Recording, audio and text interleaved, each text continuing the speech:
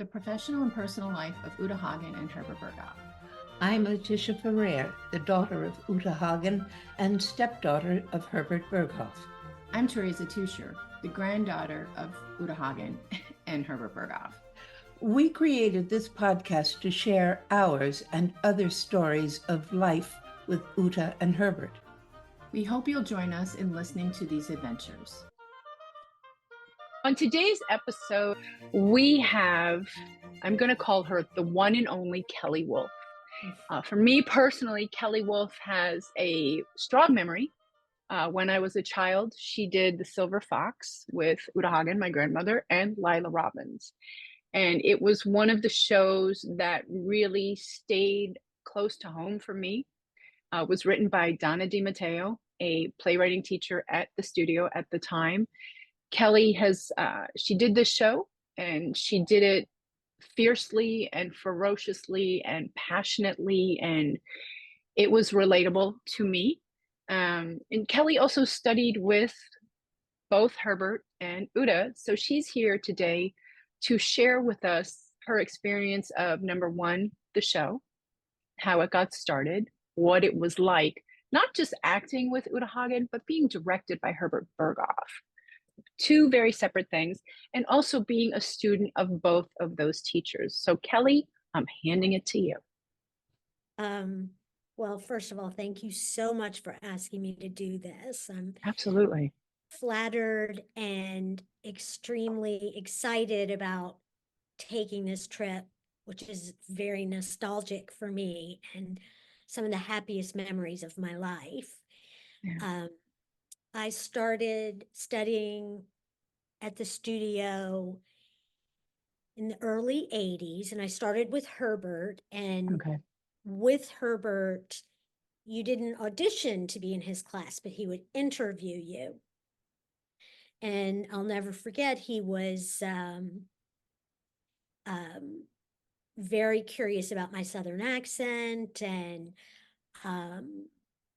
wanted me to work on that and become a little less distinct in that area. And I was so thrilled to be accepted into his class. I would have stood on my head for 4 days if that's what he told me he wanted me to do. I didn't have any experience as an actor. I was a ballet dancer and sort of was just taking an acting class on the side at the suggestion of a friend of mine. And the minute I met Herbert, the minute I was in his class, I was like, oh, okay, this is what it feels like to know what you're meant to do. Mm-hmm. And something about him and his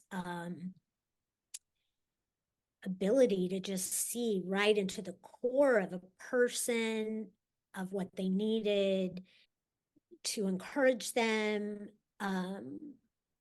to delve deeper into their artistry, and change my life.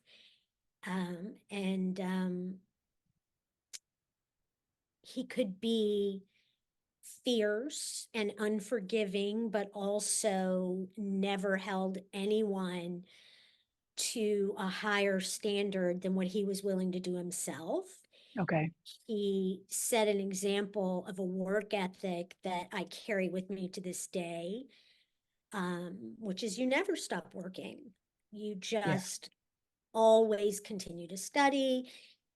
If you're rehearsing something and you open, you keep working, you keep it fresh, you keep going deeper and deeper and deeper. And after I'd been studying with him for a while,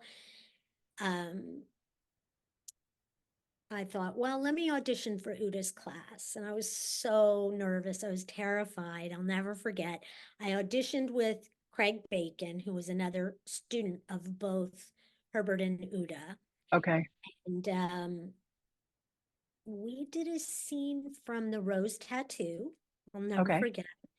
And so she, admitted me into her class, and I was thrilled. And they work very differently, as I'm sure you know. And Uta focusing on exercises and technique, as well as story and character. And although to me, they both taught the same thing, they just taught it in different ways with different tools. And after a while, I went to Herbert's playwriting class, and he would have the playwrights come and bring pages, and actors would then read the scenes, and then Herbert would help the writers and critique the work. And I was lucky enough to be asked to read Joanna and the Silver Fox, and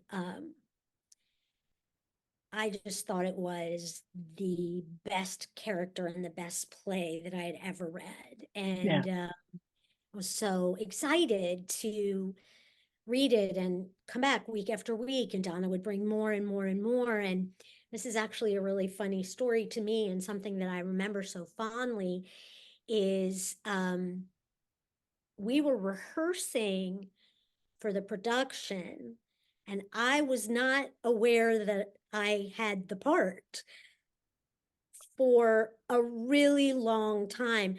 I just thought we were rehearsing because Herbert wanted to see how it felt up on its feet and, Right. help Donna develop the play. It didn't occur to me that we were actually doing the play until Marlene came to me with some dates for performances. And I was like, what? You mean we're doing this? I have the part. And How she long, was how like, long was it? How long was it until you, well, I don't think I remember exactly how long it okay, was, but I feel like a year, like okay. because Herbert Yeah, and Donna were working on, I right. don't think the rehearsal process was a year, but from when she started bringing in pages and Mhm. stuff like that. But it was long after everybody else knew I was doing it that I knew that Okay. I was doing it, which I think is so funny, and also just highlights that I was very naive, but also highlights the faith I had in Herbert and the way he liked to work, which Yeah, was, we're not focusing on the result. We're not focusing on, um, you know, fame and glory and people watching us and people right. telling us what they think. For him, and what inspired me so much about Herbert is his love of the doing of it. I was just going to say, because I mean, I never sat in on the process in the theater, but the stories that I've heard along the way, he was constantly molding it and finding Constantly. like pulling it apart and then putting it back together like a new piece of clay, and how it works. So it was about the process, 100%. He about was the about the process. Yeah. process. And Yeah. and the twinkle in his eye when he would get an idea that he Yeah. wanted to share with you, and he would giggle, and you knew it was going to be something really great. Yeah. And then to get to act with Uta, which, I admired her as a teacher and an actress, and then to suddenly be opposite her. At first I was really, really nervous, Mhm. but that quickly fell away, because the thing about your grandmother, or let's say one of the many brilliant things about your grandmother, is how devoted she was to her craft. And she was so completely absorbed in the story and her character Mhm. that's how she related to me. And there wasn't any time for, you know, oh, I'm the actress and I'm the new actress and I'm nervous. Right. There wasn't any time for her, oh, well, I'm the veteran and you need to act like this around me. Hmm. It was get to work. And all of that external stuff just fell away because she was so focused. Did you And know who she was before going to the school? no, Okay. no, I didn't know who Okay. anybody was in the Okay. acting world Okay. because it wasn't my focus. It wasn't Yeah. what I thought I It wanted to wasn't your do. world. It wasn't. And then I didn't know who Herbert was. And a friend of mine who is an actor, his name is Richard Brooks, and he's been on Law and Order and a bunch of Okay. series. He said, oh, you would be so good at acting. I've seen you dance on stage. Why don't you go take a class Hmm. for fun, just to complement Right. your stagecraft? And I was like, oh, okay, well, where would I go? And he said, well, why don't you go to Herbert Berghoff's studio, because he has classes that, you can just join. You don't have to do a full Right. 2-year conservatory. And not realizing there were so many teachers at HB, I thought, okay, well, I'll go to Herbert's class. And in my stupidity was like, yeah, okay. And I made an appointment with him to get into his class. And I just was in heaven. And then I started to learn more about who he Okay. was and who your grandmother was. And I started, trying to find anything I could to watch them. And it was difficult in those days. Yeah. You wanted to watch a film, say that Uta was in. Well, how did you find it? Because we didn't have There Netflix and was no Google, YouTube. Yeah. right? YouTube and the internet. Um, but I managed to see, I think, most everything she was in on screen, and a few things that Herbert was in, and started to really understand that they represented royalty in the Okay. theater. And I always felt lucky, but then I just was like, oh, I am so lucky and so privileged to be able to study and work with them. Yeah. And so you were in The Silver Fox, being Yes. directed by Herbert. Yes. And I'm going to say playing against my grandmother. Yes. And I remember the story. You were in this story of The Silver Fox. She is the grandmother. She is almost the diva, kind of. And Lyla Robins is her daughter, and you're her granddaughter. And for me to see that, it was very close to home in some ways. I bet. And it was how was it for you? I mean, you talked a little bit about, it was get to work, right? It wasn't she was Uta Hagen, you were Kelly Wolf. It was get to work. But was there any kind of difference in feeling like you were her granddaughter in this play? I definitely feel like she was grandmotherly to me Okay. in a very on both sides of the coin, warm, loving, and also how you are with your children, and hopefully I'll know someday grandchildren, which is you do hold them accountable and to a certain standard, and you do want to pass on the things that are important to you, which I feel like she did with me in terms of mentoring me more with her. And this is what I love so much about her also, more with her actions and how she conducted herself than with her words. And Okay. to me, that's always a great indicator of a person of substance, is that they modeled the Yeah. behavior that they want to pass on rather than just sit around and talk about it. Yeah. They show you And who they are. yes, and that's what was Yeah. so inspirational about both of them. They lived what they believed. It's like they say, Yeah. are you walking the walk or talking the talk? You're right. And they both walked the walk. And I did feel in awe of her and wanted to do well in her eyes and have her think that I was a good actress, and lessons that I learned from being on stage with her. You know, I'll never forget them ever. It Yeah. made me not a, I won't say it made me a better actress. It made me an actress at all.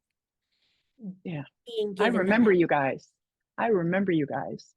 I remember the one scene where you had the silver fox and it comes out, and it was your father who had given it to you, and he had a girlfriend, and I will just say shit hit the fan. Shit hit the fan. And it And was it was so fun. it was a challenge though, right? Oh my God. It was grandmother to granddaughter. And me personally being her granddaughter, also being a Gemini, my grandmother was a Gemini, it was really familiar. And I was like, Did it scare you? Did it frighten you? Did it a little excite bit. you? It was all of it. It was horror. It was terrifying. It was relatable. And she was this grandmother and who challenged. But it's still one of the best plays that I hold from childhood. I And you, love it. I think it is one of the best plays that I've ever read, seen, been associated with. I really believe in it, and don't think it has ever really gotten what it deserves. yeah, And I just really remembered something when you said how your grandmother challenged you and really everyone around her. yeah, I remember when the first time we were doing it, because we did several iterations, she knew her lines before anybody and really loved to tell me that I knew my lines before you. But I think that's healthy competition and yeah, really fun and funny and great. And she taught me little things like that I didn't know about the stage because I hadn't done a lot of plays growing up. Like most people who come to New York to study acting have done plays since they could walk or since they could right. talk. And, you know, little things that I'll never forget, like that doesn't really seem like it's that big of a deal, but like if you're smoking on stage, which I was in this play and she was in this play, instead of like not being sure when you have to put it out, like, oh, am I going to be able to get that cigarette out? She's like, well, just put 3 or 4 drops of water in the bottom. And then you can act like it's hard to put the cigarette out, but you're in control of when the That's cigarette goes genius. out. And just little things like that all Yeah. through our time together that shaped the technical aspects of me as an actor, those Mm-hmm. things that I carry with me, as well as the artistic side of me as an actor. And she was so giving of Yeah. information, her heart. And I think that's one of the reasons why she was such a tremendously gifted teacher is she wanted to share. Yeah. And yes, she was challenging and exacting and expected a lot, but that's how much she gave Yeah. freely. Really, Yeah. just It was an open book. I wanted to ask you if you have any personal stories that you would like to share about spending time with both of them, well, I have a either very inside the school or at the apartment or at one Montauk. one story I have is when we were rehearsing the Silver Fox, I was invited to dinner at the apartment. Mhm. And I didn't know any chefs or, you know, and your grandmother was such an amazing chef. And, you know, I grew up eating, you know, fried chicken and, in the South, I had never heard the word pasta before I Okay. moved to New York. We had spaghetti, but I had never had iceberg lettuce. I mean, I did only ever had iceberg lettuce before I moved to New York. I didn't even know another kind of lettuce existed in the world. And just different. Mhm. And so we were having dinner at the apartment, and she had made this beautiful roast that she had put on this platter. And she had asked me to come into the kitchen and help her carry it into the dining room. And it was a small dinner party. It wasn't a big dinner party. There were like 8 people. And I cannot for the life of me remember who else was there besides. I know I was there, Herbert was there, and Donna was there. And that's all I remember. And so I'm carrying out this platter, and I'm terrified I'm going to drop it. And I carry it out, and everyone starts clapping. And like, I was so naive that I didn't understand like what they were clapping for her in the kitchen, having made this beautiful roast. And I remember it so strongly, because when it dawned on me what they were clapping for, it's like it opened this whole new world for me, and something that I knew nothing about. So in addition to the acting and the teaching, and it was just, she was constantly opening my eyes to sophistication and things in the world that I didn't know about in my 19-year-old self from Memphis, Tennessee. I was going to say, it was another lesson. Absolutely. It was another lesson. You were 19 when you came to New York doing the Silver Fox? Well, I was a little younger when I came to New York because I was studying dance. Okay. But no, I think the Silver Fox was maybe, by the time we were rehearsing, I was probably about 20. Okay. It's amazing, because I remember you so well. I remember you so well.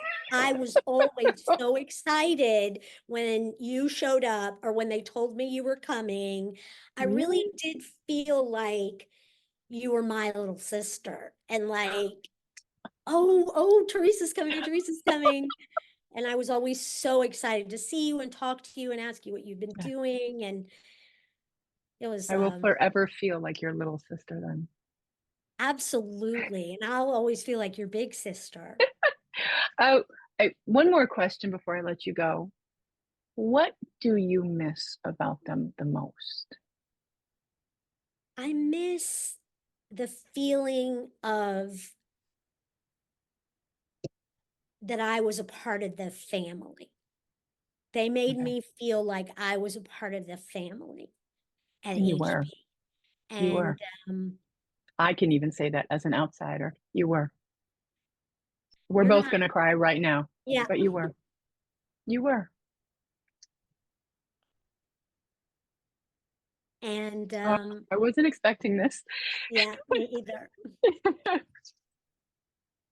I do You miss were. them. Oh. Yeah. Genius. They were both geniuses. And I think it's wonderful. And I'm so proud of you for the legacy of theirs that you are continuing to nurture and protect. Yeah. And Like you can always count on me to do anything in that respect. Thank you. I will say, like my grandmother, I will fiercely protect them. And I'll Gemini. be your assistant. Thank you. You'll be my big sister. I'll be your big sister. Oh. So proud of you and the work you do. Thank you. And thank you for doing it.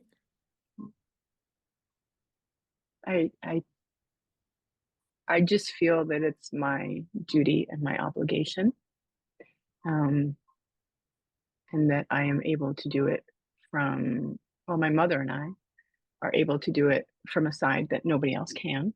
Oh, yes. And that's why I created this, so that people can have the inside stories of them. The good, the bad, the beautiful, the passionate, the ferociousness, the love, all of it. But to do it in the most respectful way. So, Kelly Wolf, thank you. Thank you. Thank you. So good to talk to you. If you like this podcast, please feel free to share this with your friends.